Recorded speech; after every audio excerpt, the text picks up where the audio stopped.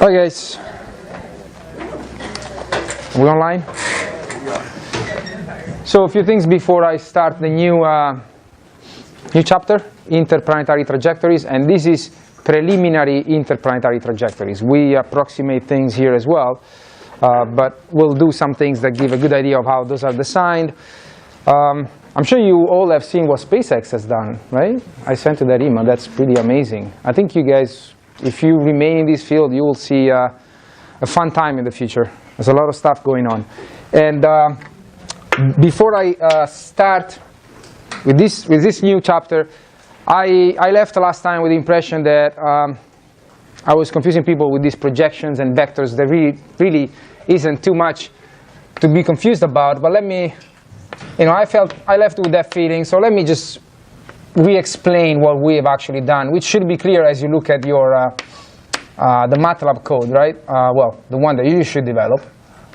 Deputy and chief, right? We said this is the difference between the position vectors. Last time we said I'm going to take the time derivative of both sides with respect to the inertial observer, ECI, and if you do it on this side and you apply the transport theorem, you get d rho dt in L, that will be the LVLH frame, plus the angular velocity of the LVLH frame with respect to ECI, which is crossing rho itself. And on the other side, the rate of change of one of these vectors with respect to E gives you directly what we call the velocities, right? Velocity of the deputy and chief with respect to ECI. These are the vectors that in MATLAB you have computed up to this point, integrating with the ODE45. And they are usually given into the ECI fixed coordinate system. Now, one thing that is sometimes hard to grasp, but at this point we should all have it clear, this is a vector equation. This is a vector. Doesn't matter there is a rate of change, an operation on the vector, it gives you a vector. So I can call this A. How about that? And I can call this B. This cross product gives me a vector. And this difference, I'll just call it C. Okay? And so at some point I decided that I wanted to solve for this, and so I said, well, A is equal to C minus B. This equation does not care, couldn't care less about coordinate systems, because vectors exist. They are quantities with direction and magnitude in this space, three-dimensional Euclidean space. So here I'm not talking about any projections or any coordinate systems. I am just saying that there is a guy attached to a particular frame that sees this vector changing this way, while this other guy sees it this way, and this is what this is the piece that connects the two rates of change. This is the transport theorem, right? So up to this point, everything is legit. But then I made the choice of I care about this particular vector, and I care about its projection in LVLH. Now I'm projecting. I'm using basis. And so that became, that d rho dt became, I choose to write it this way, x dot IL plus y dot JL plus z dot KL. This is still equal to VD in E minus VC in E minus, now it's on the other side, omega LE cross with rho. This is still a vector equation. This is a vector, this is a vector. It's still fine. I can do this. And actually, I can express any of these other vectors involved in different bases. I can use 10 different bases if I wanted to. I don't have enough vectors to do it. But I can. Because there are all these arrows in space that you can add together, and it's perfectly fine. What I wanted to do, though, at some point, was the following. From this vector equation, I want to extract this, and this. These three scalars were my interest, right? That's exactly what you have to do for uncollected homework 9, which will be on the third homework. So being pretty clear on that. So how do you do that? Well, if you want to transform this vector equation into three scalar equations that look like this, x dot equals something, y dot equals something else, and z dot as well, then you have to make sure that everything that is there, it's in the same basis. Otherwise, you cannot do that. Does it make sense? And that image, I went back home on Friday and I took a picture of a piece of paper on my desk and I sent it to you. I hope you've seen it. That was a simple example where if I have a basis, and let's say that this is IL, JL, and then IE is this way, and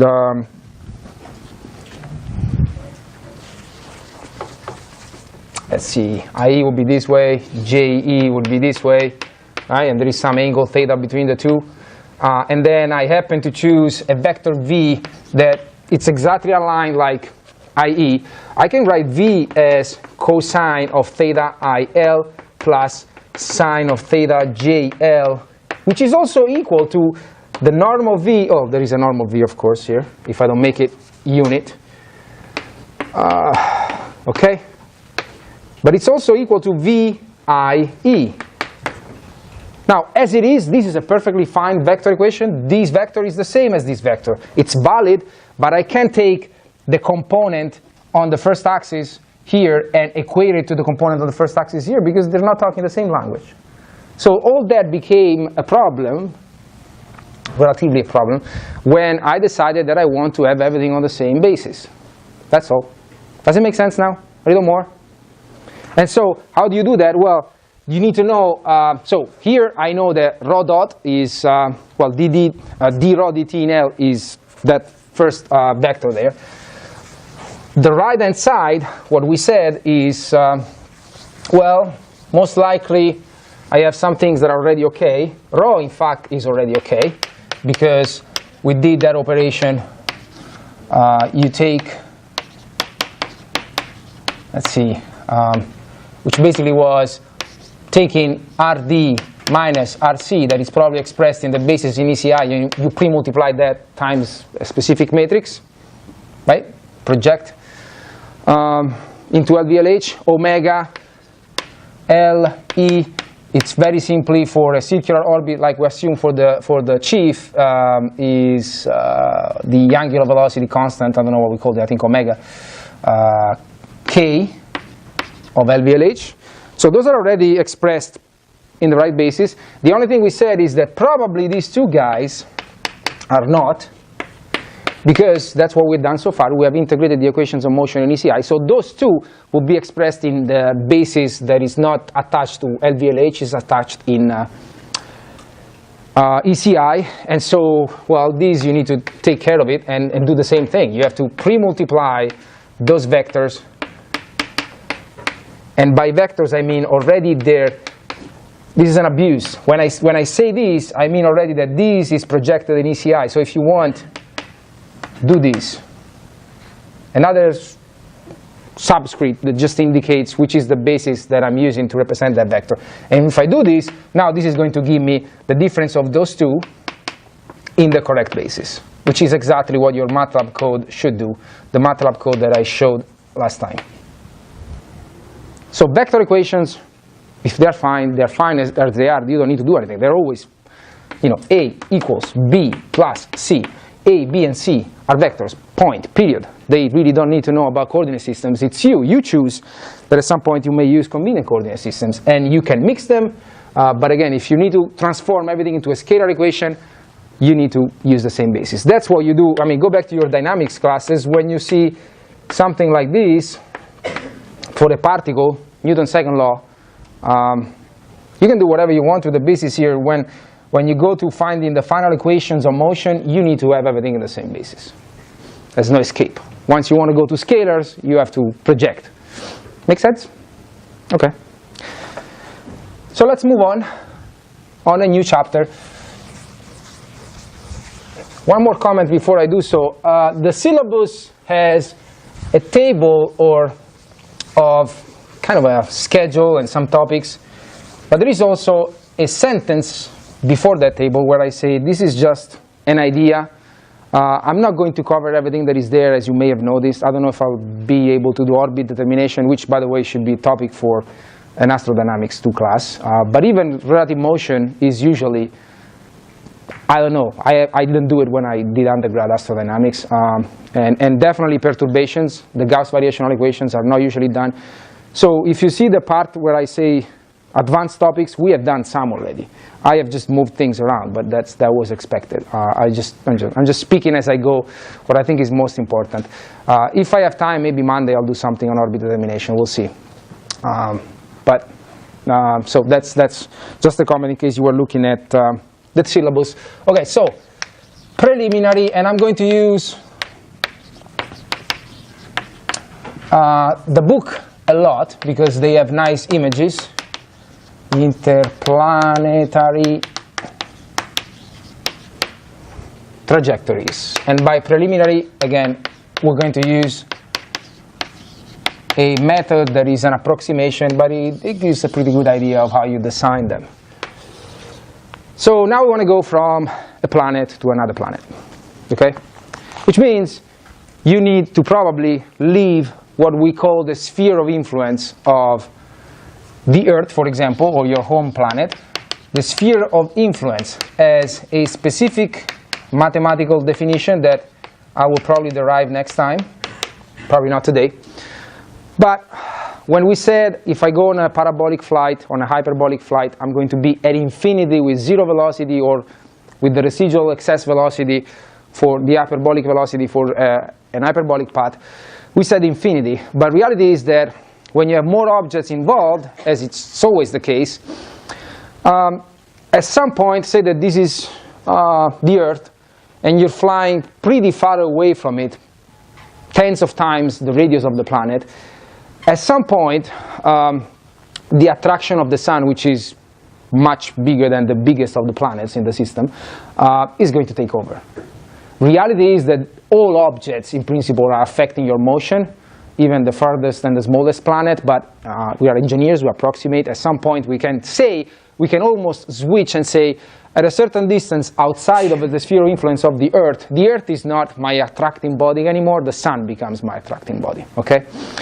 So we'll define that, but just keep in mind that there will be this idea of a sphere of a certain radius that we can compute around each planet, after which you're not really feeling the attraction of the planet anymore, and you're going on what is called an heliocentric orbit. You are flying around the sun.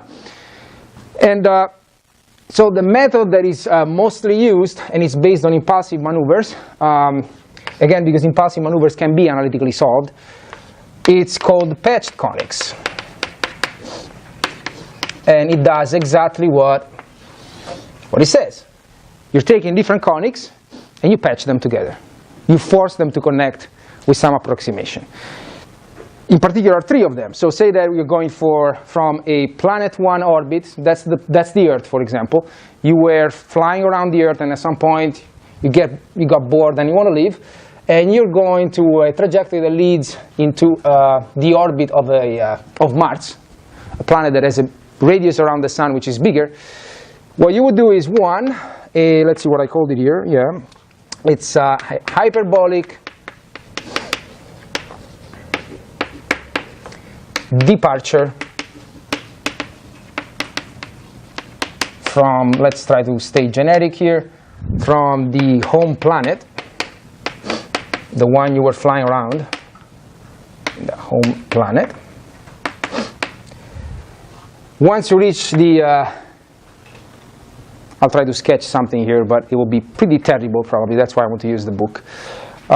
Once you reach the sphere of influence, you're done with the planet, you're switching to a cruise heliocentric trajectory.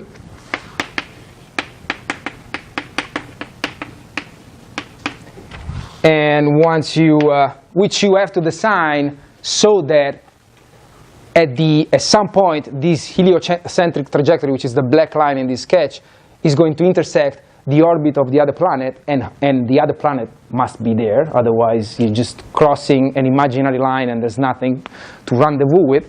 So basically you do the same thing that you were doing here. Instead of leaving, you're coming in. So this is called, I didn't give it a name, arrival, makes sense, hyperbolic arrival at target planet.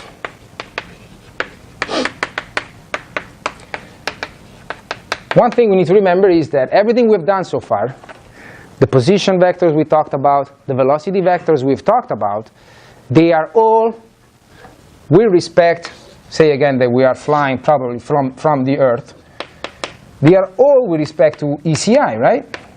When we said this satellite, it's here and has this velocity, these are relative to the planet.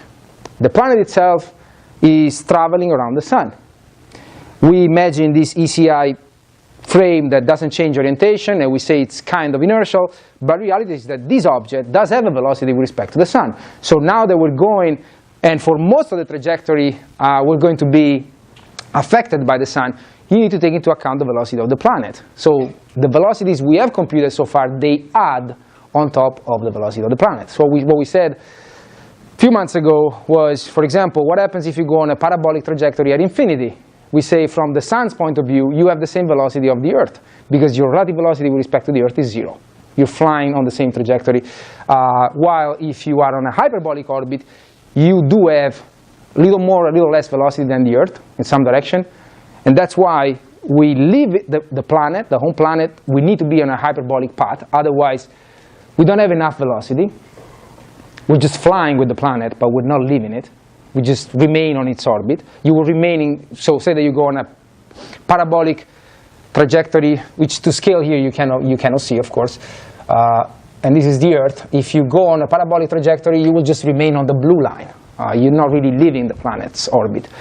And the same here, you're coming in with a hyperbolic trajectory. So let me sketch something that hopefully will make some sense to patch these conics. Let's see, can I erase this? Because I really don't want to pull up the projector unless I have to.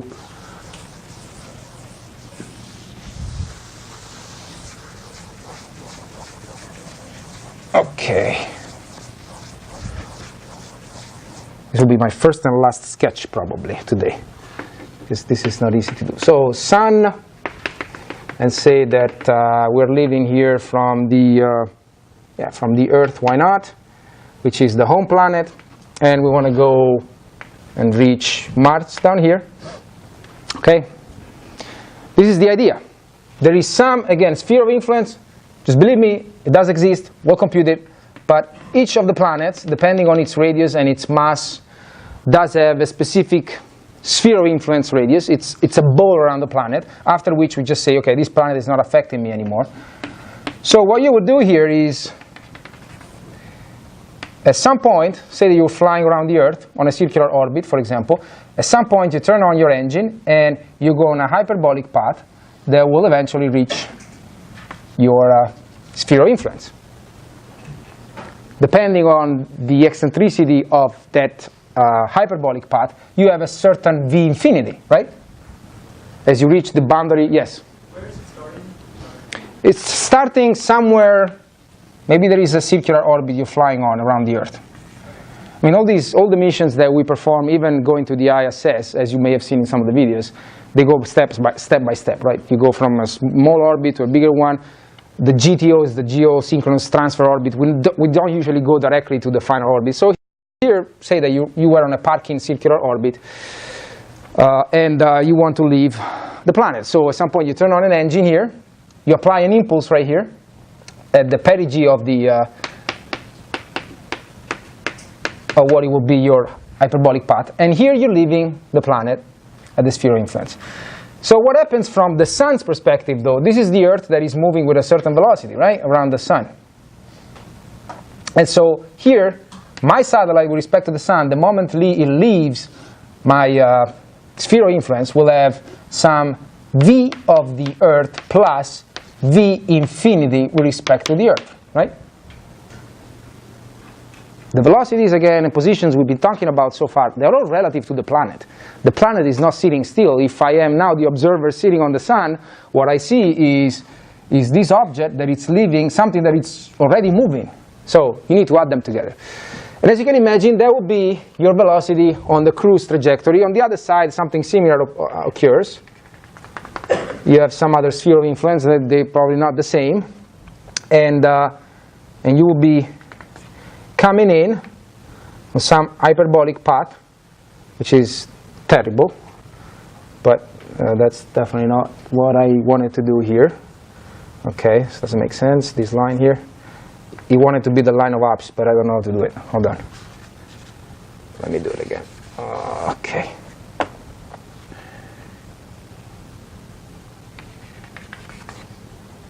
Yeah. Don't mean to be accurate here. But anyways, you're coming in here. This planet will probably have another velocity, this way probably, right? Velocity of Mars. And so here you're coming in with Vm plus V infinity with respect to Mars. Same idea. How are these two connected? With your trajectory around the sun. Now, what are the approximations that we are making here if we think about doing something like this? And as we'll do in a second, we'll see a Hohmann. That should remind you of a Hohmann transfer, by the way. 2 circles, an ellipse. Assumptions are, one, that the planet's orbits, and this is kind of true, are coplanar for most of them, and circular, because as I said, I'm going to do a Hohmann transfer. That's all we're going to see. And you cannot do anything else other than circle to circle. Well, that's what we'll do anyways. We can do more, but that's what it's assumed here. So they are circles, and they are on the same plane. And then the sphere of influence, so this is the sphere of influence here of Mars, right? And this was the sphere of influence of the Earth. The sphere of influence is much, much smaller than the distances. And by distances, I mean, yeah, planets to sun. In other words, this is not to scale. That would be to scale, where whatever is happening in the vicinity of the planet, me being on a circular orbit, firing a thruster here, going on a hyperbolic path so that I can leave the attraction of the Earth, and then eventually at this radius of the sphere of influence, I'm going to just see my velocity being this with respect to the sun. This, you cannot really see it from a perspective where the entire cruise trajectory can fit, like in this case. You don't see all of this.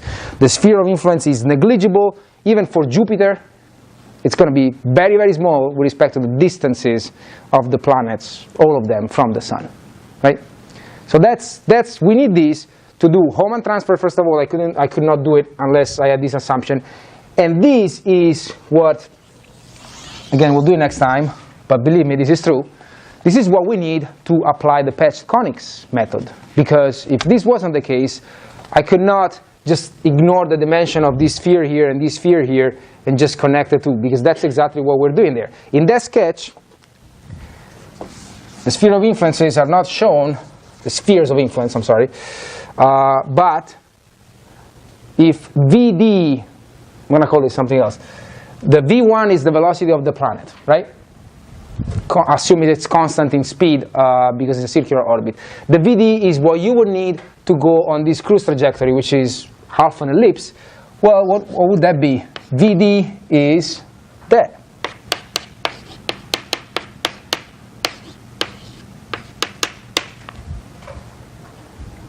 And that's where you're patching.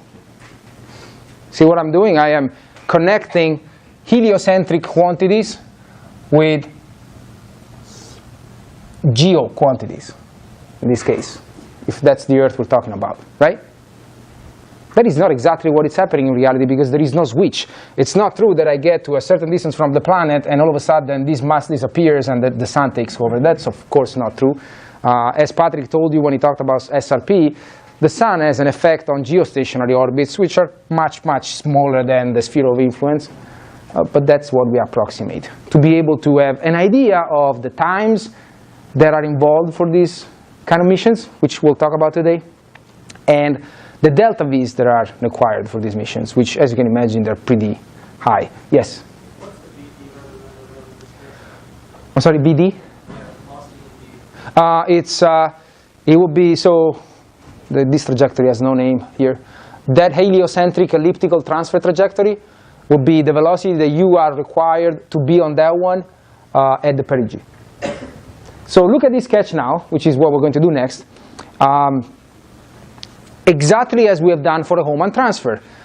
The difference is that before we had the Earth here, a single spacecraft that will go from a circular orbit to a bigger circular orbit, for example.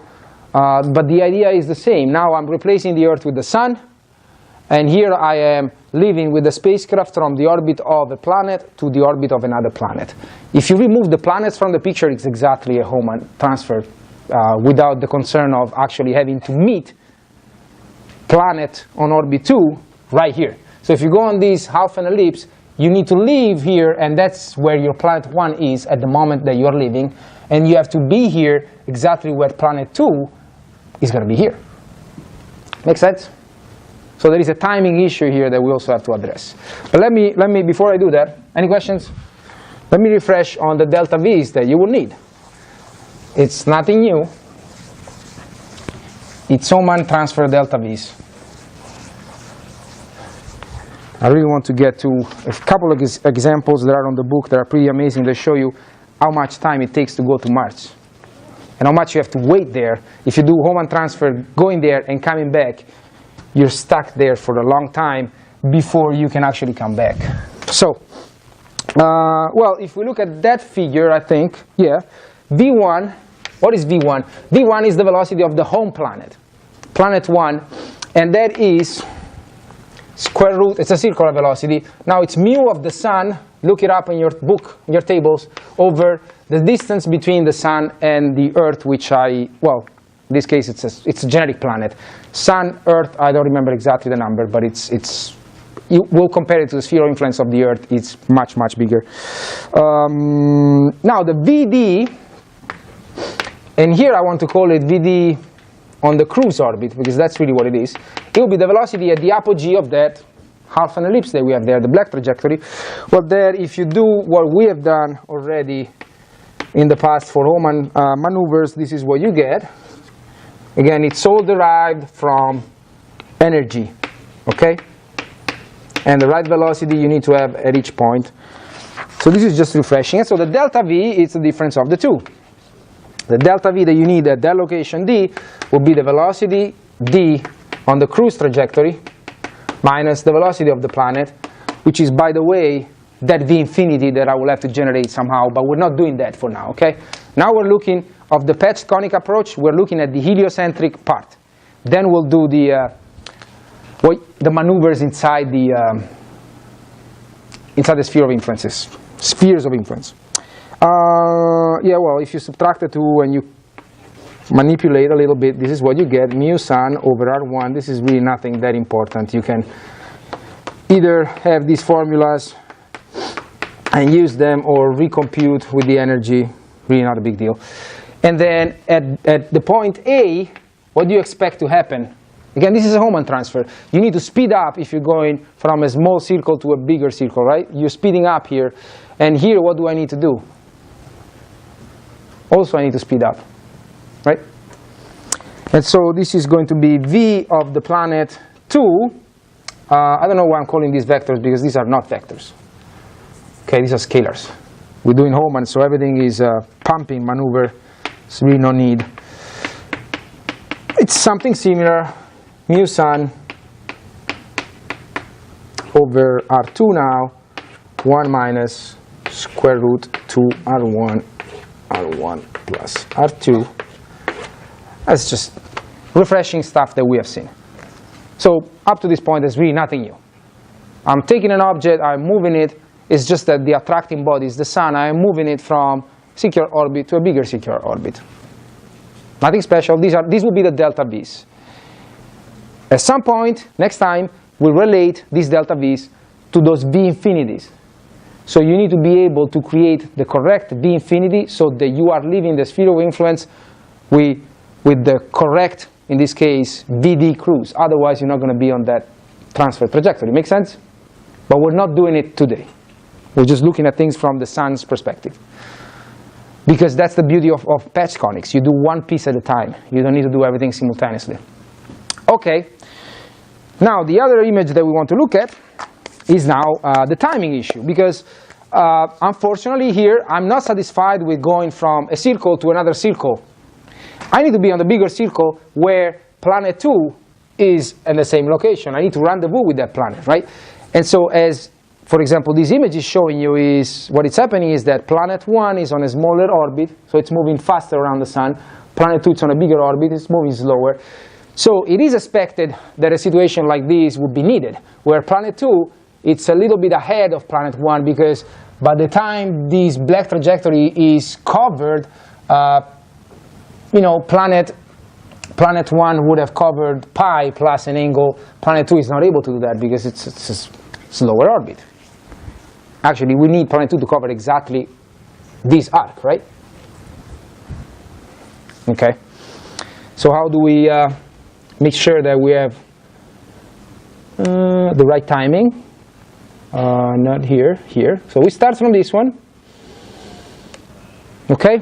And we say if I have two planets, circular orbits. Ooh. Can I erase? Too late.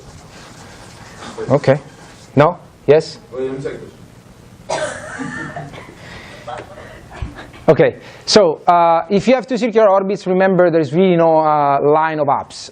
It's up to us to decide some line, and that's exactly what they're doing. They say, okay, whatever. We pick the line, and from that line we start counting the two anomalies.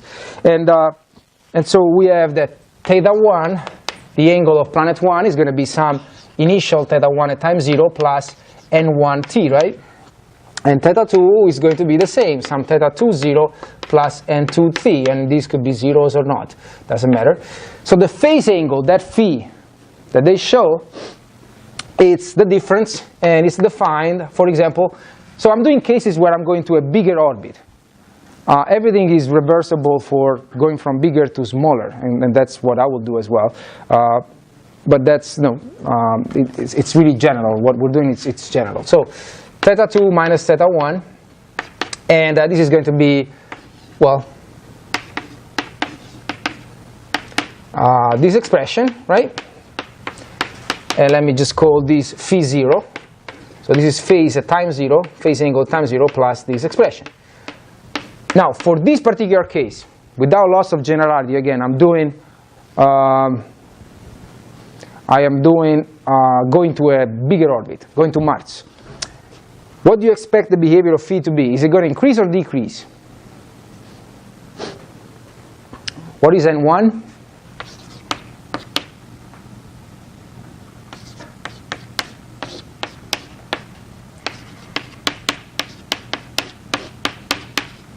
But this was also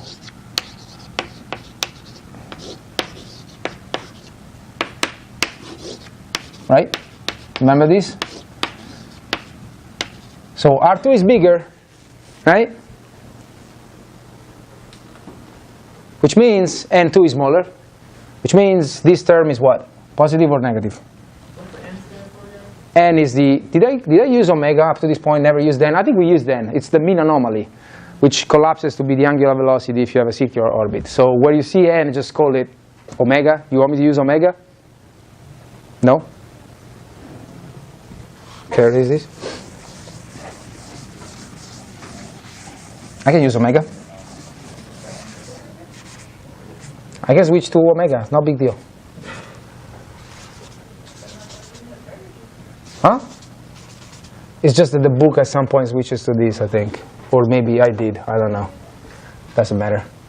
Omega 1, omega 2 is the angular velocity of the planet around the sun. Omega 2, omega 1. Okay? Makes more sense?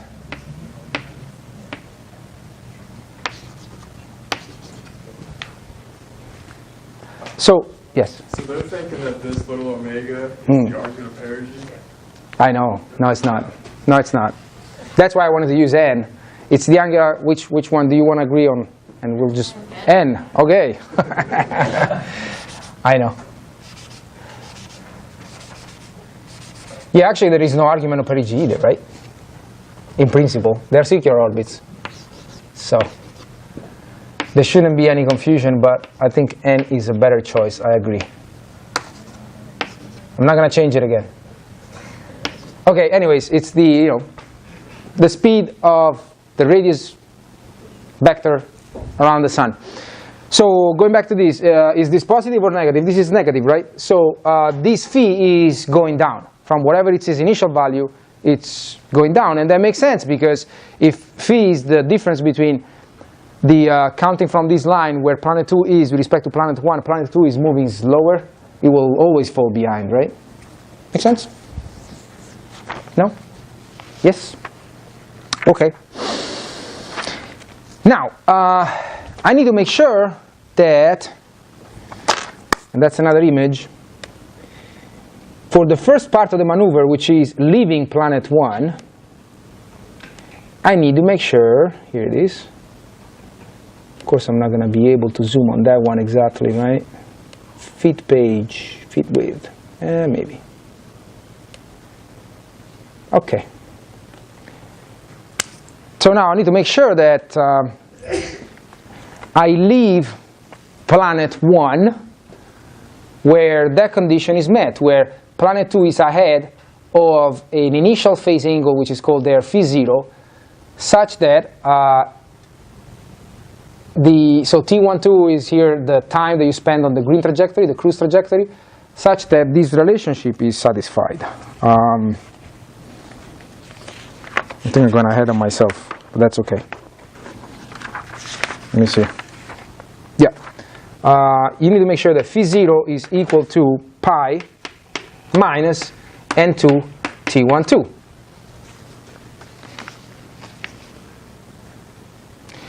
Your cruise trajectory is going around of an angle pi exactly. That's what you're doing, right? From the location of planet 1 at departure all the way to this point here. If I'm doing a Hohmann transfer, that's what I want. I want to leave at perigee and I want to arrive at apogee, okay? But I need to make sure that when I arrive at apogee, planet 2 is there, okay? Now, to do so, I need to be facing the 2 at the beginning of the maneuver when I'm leaving right here, so that the time my satellite spends on the green trajectory, planet 2 is covering this n2 T12, which is the angle.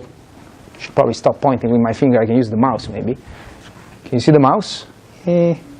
So planet 2 goes from here all the way to where it needs to be at apogee of the transfer trajectory, right?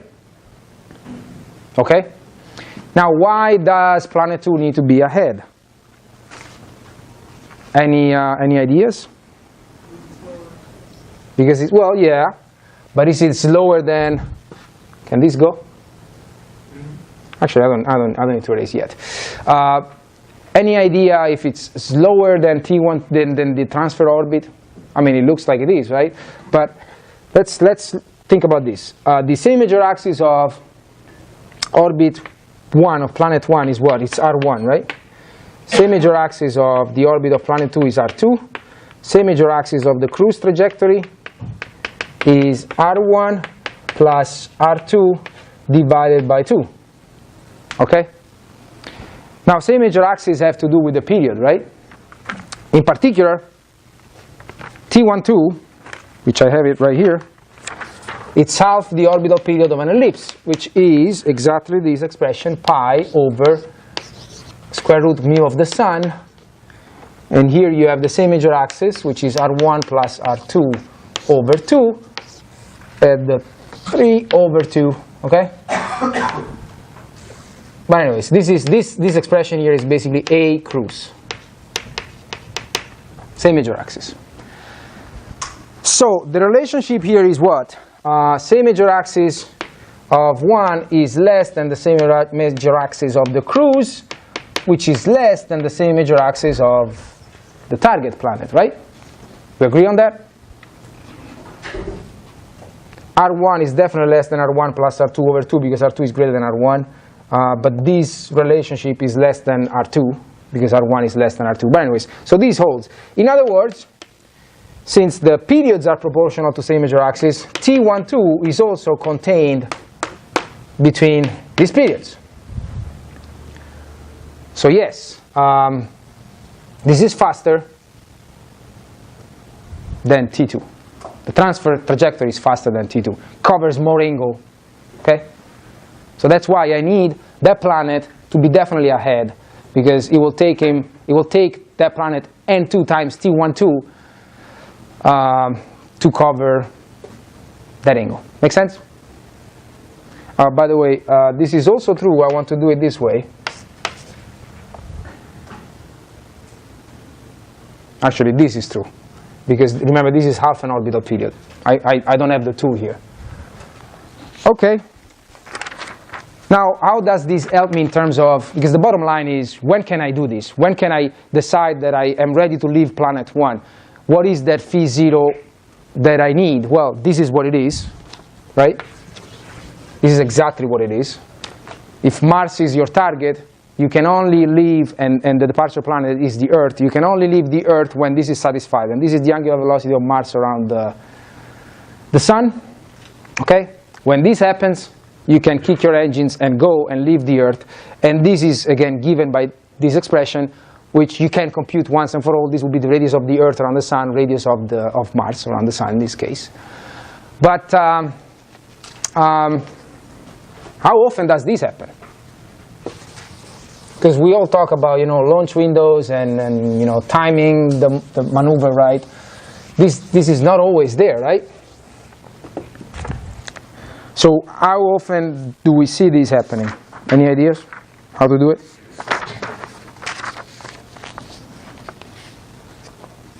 What is basically the period of this, which is called the synodic period? What is that? Well, I know that this phase angle is going down with time, so it's going towards negative values for this case in particular.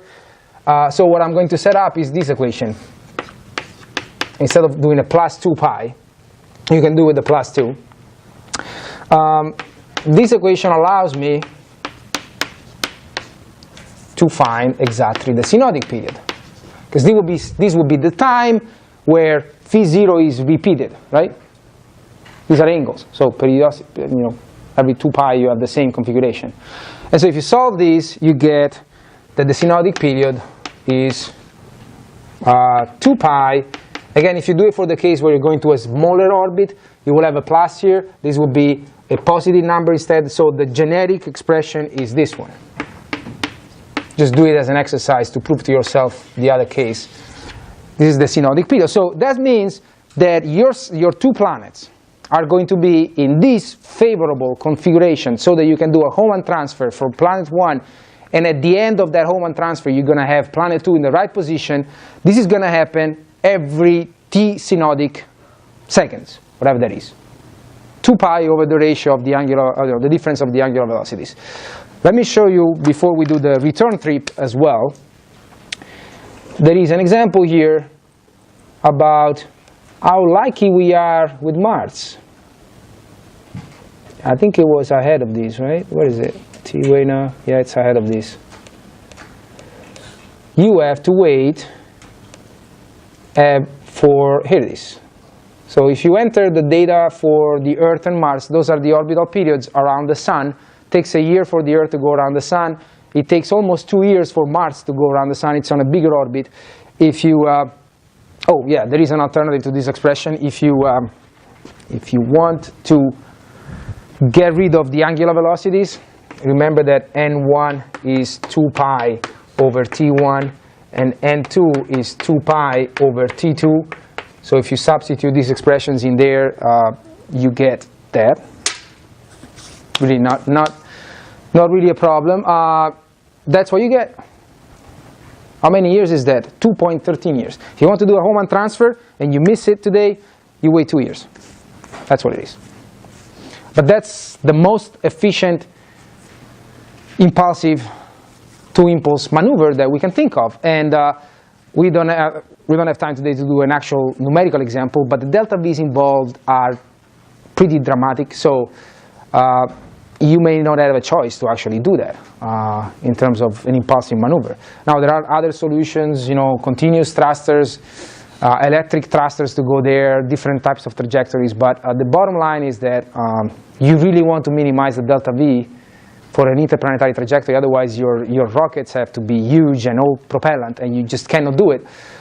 So in many cases, you don't have an option. With the delta V that you can create with the rockets that we have, we may need to wait 2 years if you miss the window. Now, it's even more of a problem from human spaceflight perspective to go and come back. You're adding, because go and come back, it's what? Is, okay, you reach phi 0, you're ready, you go on that trajectory. You're not going to be able to right away, something goes wrong, just go on the other half of the ellipse and come back. Because the Earth has to be there, right? No? Yes? And so how do you make sure the Earth is there? Well, with another couple of calculations on the phase angles. I think these can go. So synodic period is how often you can go. And that is not that often for Mars. The travel time going and coming back is twice that. And we'll see another example that it's on your book. It's quite a long time. But then you probably have to wait until you can come back.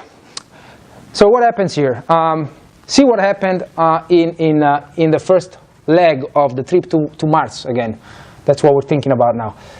The planet 1 has moved pi plus this angle here, right? And the planet 2 is exactly there. And this angle now, phi final, is of course is negative. If I have defined the phase angle as theta 2 minus theta 1, now planet 1 has gone ahead. And prove to yourself that that is true. Okay? Phi final is what? Well, I think actually I'll prove it to you, probably, from this. It's the same expression as before. It's whatever was your initial phase plus n2 minus n1 times t12, right? But I did say that this was the phi 0 that I need to be able to leave the Earth, which was pi minus n2 t12 plus n2 minus n1 t12. So in the end, this is going to be pi minus n1 t12. That's the angle between the two planets, the phase angle between the two planets at the end of this first leg of the transfer, that half ellipse. Why is this negative? Can you prove it to me? With those relationships there? Okay, this is pi minus n1 is again 2 pi over t1, right? And it's multiplying t12. And I don't like the 2 here, so I'm going to divide there and divide here. And guess what I have right here? Which is what? Bigger or less than 1?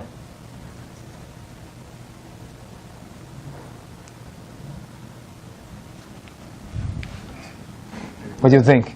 It's bigger than 1, right? So this is, whatever this is, it's bigger than 1. T12 is bigger. It takes a little longer to go on that half ellipse than half the circle of planet 1. So this is definitely less than 1. So this proves that at the end of that trajectory, I am actually at ahead of planet 2. I didn't think this was going to take so long. So we'll probably have to finish it next time. But I'm going to start it here. So what I want to find now is how much do I need to wait until that I can leave now this orbit, which is exactly what is depicted here, right? Well, the time of flight is going to be the same, right? It's going to be t12, and in that t12, my planet 1 has covered pi plus this. So the new phase angle that I want to come back, phi 0 prime, is going to be needed to be minus the final phase angle. Planet 1 has to cover the same amount of travel on its own orbit. If it does, then I'm going to meet that planet at the end. And I think it's almost time to stop here, but if you have time, try to convince yourself of this. I will definitely pick it up next time. But look at the problem that comes right after this. Shows you how to go to Mars, the wait time, and come back. The minimum you're looking at, it's a lot of time. I don't remember what it is. It's 2+ years. Let me see.